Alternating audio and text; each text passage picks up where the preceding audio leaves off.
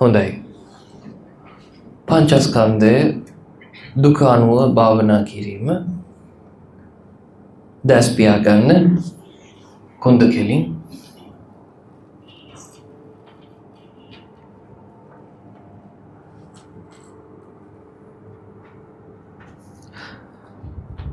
ශරීරයට අවධානය දෙන්න. මෙයග වනාහි දුක ඇති කරවන හේතුවක් මහා සාපයක් කියලා කල්පනා කරන්න. මෙයග නිසයි හැම දුකක්ම ඇගක පැවැත්ම නිසාමයි මම හිසරදේ හැදිලා මේ විදිහට දුක් විඳේ අවස්ථාවක් හිතලා බලන්න. මෙයගක පැවැත්මක් නිසාමයි උණක් හැදිලා මම මෙහෙම දුක් විඳේ අවස්ථාවක් මොනින් දකින්න. මේ ශරීරයක පැවැත්ම නිසාමයි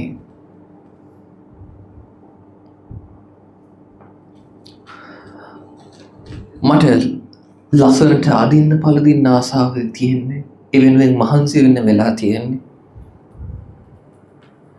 මේ ශරීරයක පැවැත්ම නිසාමයි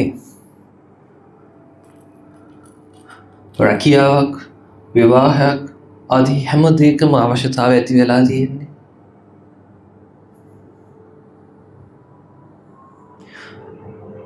මෙයග වනාහි ඒකාන්තයෙන්ම දුක් ඇති කරවන හේතුවක් සාපයක් කියලා නුවණින් බලන්න.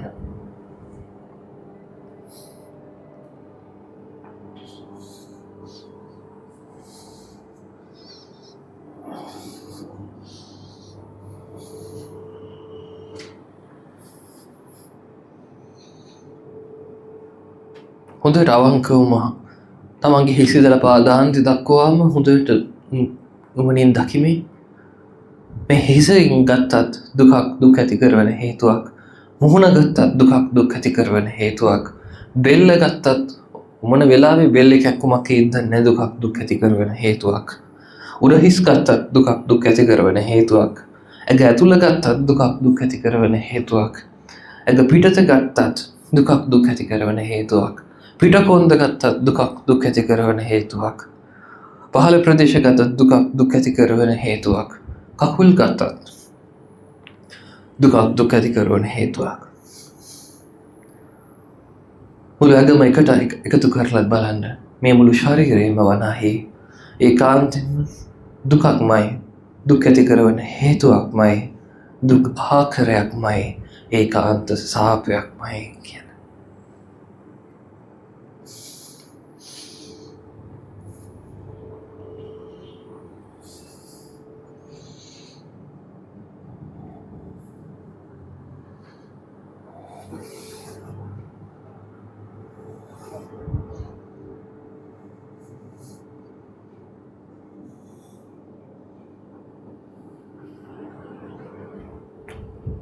ඊළඟට වේදනාව. යම්තාක් සැප දුක් මධ්‍යස්ථ වින්දනයන් දැනෙන බවක් වේද, මේ සෑම වේදනාවක්ම දුක් ඇති කරවන හේතුවක්. කොන්ද කෙලින් මේ වේදනාවක් කියලා එකක පැවැත්ම නිසාමයි සෑම දුකක්ම හටගත්තේ. වින්දනයක් කියලා එකක් තියෙන නිසාමයි සැප හොයාගෙන යන්න සිද්ධ වුනේ. වින්දනයක් කියලා එකක් තියෙන නිසායි දුකෙන් අයින් වෙන්න ඕන වෙන්නේ. වින්දනයක් කියලා එකක් තියෙන නිසාමයි හොඳ දේවල් පස්සේ හබා යන්නේ.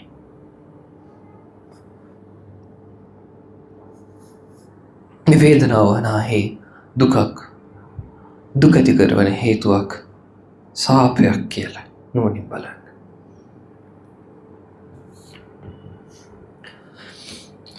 මේ මොහොතේ ඇතිවෙන වේදනාවලට අවධානය දෙන්න. ඒ එක් සෑම වේදනාවක්ම මේකත් දුකක්. මේ වේදනාව හෝ දැනෙන එකමයි දුක ආදී වශයෙන් ඒ වේදනාව දුකක් විදියට නුවණින් සම්මර්ෂණය කරන්න. උදාහරණ වශයෙන් මගේ ශබ්දයට අවධානය ගිහිල්ලා යම් මධ්‍යස්ථ වේදනාවක් දැනෙනවද ඒකයි දුක කියලා බලන්න.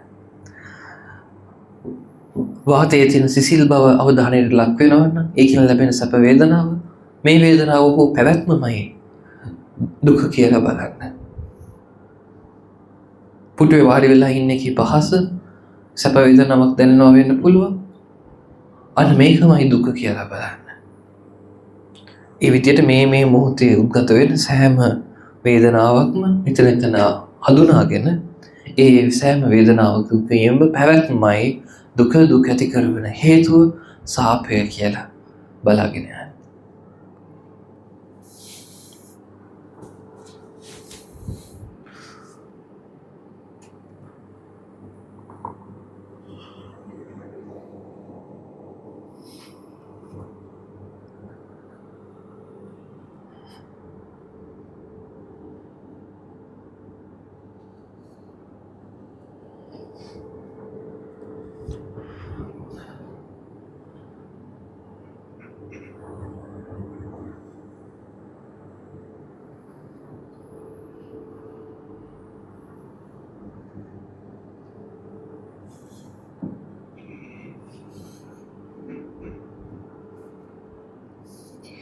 මේ ටිකක් බලන් යද්දී කිසි වේදනාවක් නොපැනවෙන හිතට නගා ගන්න බැරි තත්ත්වයක් උද්ගත වෙයි.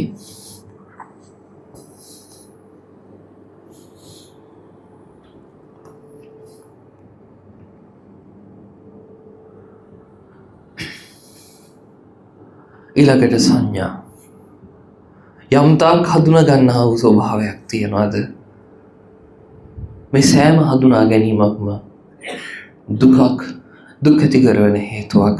මේ හඳුනා ගැනීමේ පැවැත්ම නිසාමයි හැම දුකක්ම හැම ප්‍රශ්නයක්ම කියලා නුවණින් බලන්න.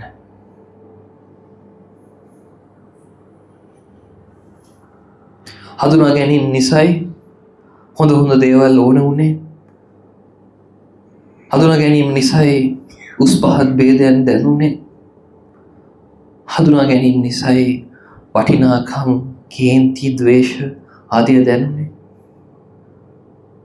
හැම ප්‍රශ්නයක්ම හැම චිත්ත පීඩාවක්ම මේ හඳුනා ගැනීම නිසා. මේ හඳුනා ගන්න ස්වභාවය ඒකාන්තයෙන්ම දුක් ඇති කරන හේතුවක්, මහා සාපයක් කියලා නුවණින් බලන්න.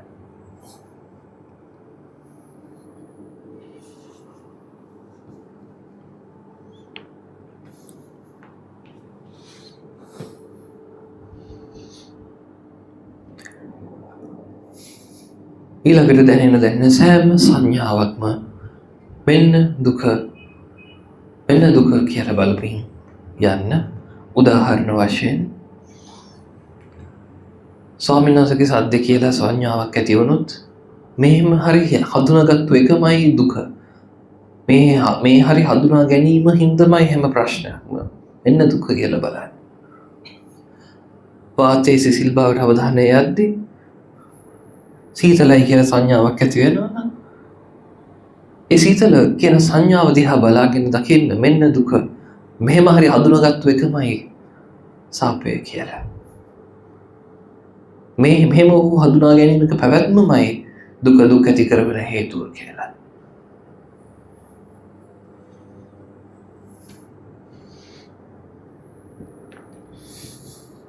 පුටුවේ වාඩි වෙලා ඉන්න කී ස්පර්ශය වුණත්, පුටුව කුෂන් එක ආදී වශයෙන් සංඥා ඇති වුණත් ඒ සංඥාවත් මේ සංඥාවේ පහළ වීමමයි දුක කියලා බලාගෙන යන්නේ.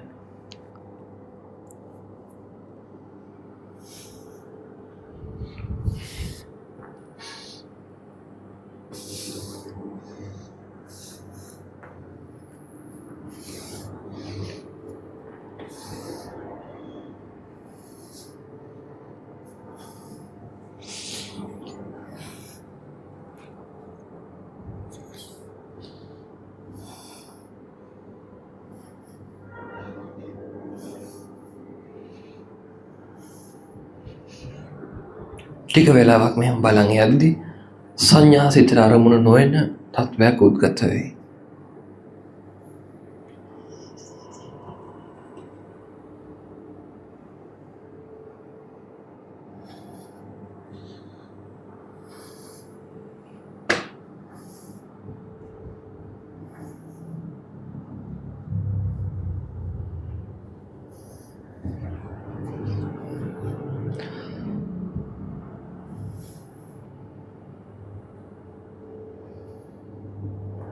ඊළඟට සංස්කාර ස්කන්ධය.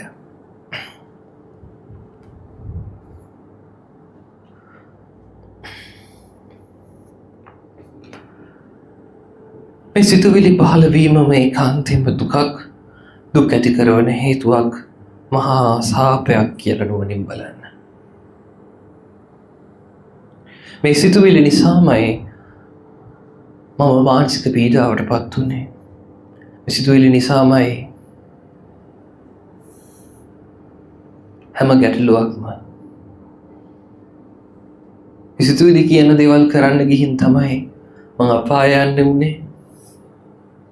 මේ සිතුවිලි ඒකාන්තයෙන්ම දුකක්, දුක් ඇති කරන හේතුවක්, මහා සාපයක් කියලා නුවණින් බලන්න.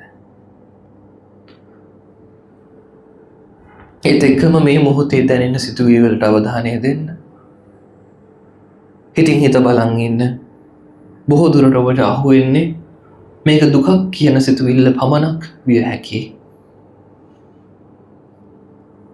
අන්න මේක දුකක් යයි කියන භාවනාමය සිතුවිල්ලත් විදර්ශනා කරන්න.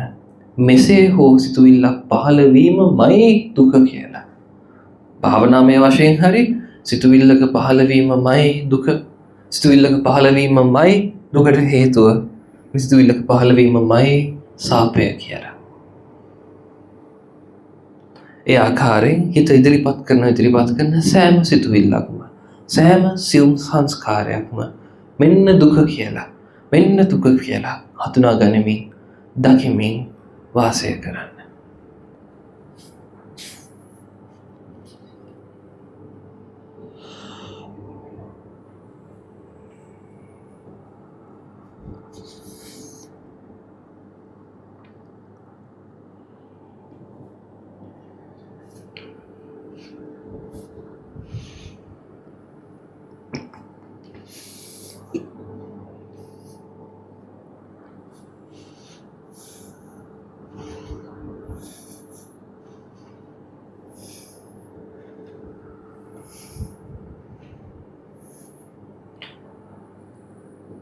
සුළු මොහොතකින් සිතට සිතුවිලි ආරමුණු නොවන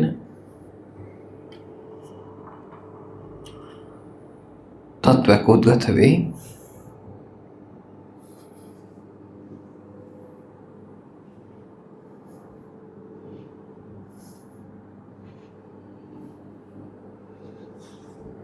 දැන් විඤ්ඤාණස්කන්ධය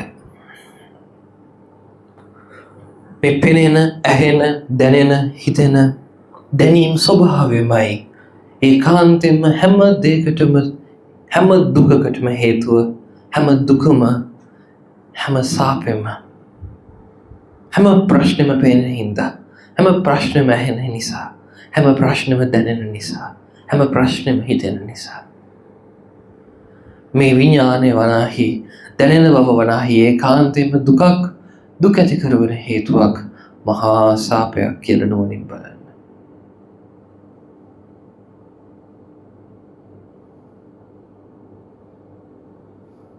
දැනෙන නිසාමයි හැම දුකක්ම. එහෙමම අවධානය දෙන්න මේ මොහොතේ දැනීම් වලට බෙල්ල කෙලින්.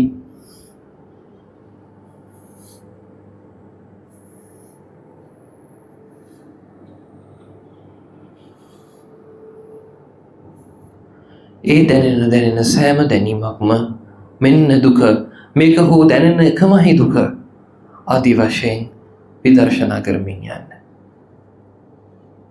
උදාහරණ වශයෙන් මගේ සද්දේට අවධානය යොද්දී මේ සද්දේ දැනෙන එකමයි දුක, මේක හෝ දැනෙන බවමයි දුක, දුක ඇති කරන හේතුව. සිසිලස දැනෙද්දී මේ සිසිලස දැනෙන එකමයි, මේක හෝ දැනෙන නිසාමයි හැම දුකක්ම. එක තත්පරයකවත් අත්දැකීමකට නොකැමති, ප්‍රණිතියක් නැති, චන්දරාගයක් නැති චිත්ත තත්වයක් උද්ගත කරගන්න ඇතිවෙන නැතිවෙන සෑම විඤ්ඤාතයක්ම, දැනීම් මාත්‍රයක්ම දුකක්, දුකක්, දුකක්, දුකක් ලෙස බලමින් මේකේ පැවැත්මමයි දුකට හේතුව කියලා. ටික වේලාවක් කරන් යද්දී හිත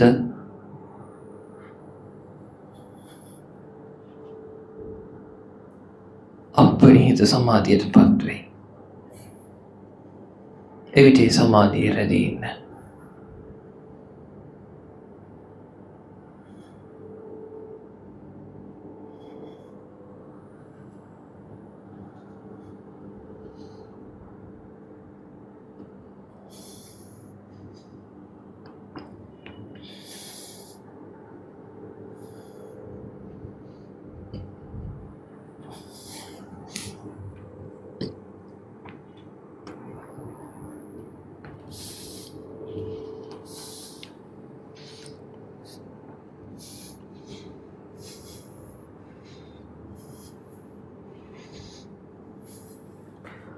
අපනිහිත සමාධිය තුළ හිත මනාව පිහිටනවා නම් දැන් ඒ සමාධිය දැනෙන බවත් දුකක් විදියටම බලන්න. මේ සමාධිමත් බව හෝ දැනෙන එකමයි දුක. මේ දැනෙන බව තියෙන එකමයි දුකට හේතුව. මේක හෝ දැනෙන එකමයි සාපය කියලා. උද්ගත වෙන සෑම සමාධිමත් බවක්ම මෙන්න දුක, මෙන්න දුක, මෙන්න දුක ආදී වශයෙන් බලාගෙන යන්න. එක මොහොතක සමාධියවත් හිතට අරමුණු නොවන පරිපූර්ණ නිවියාමක් උද්ගත වෙනවා ඇති.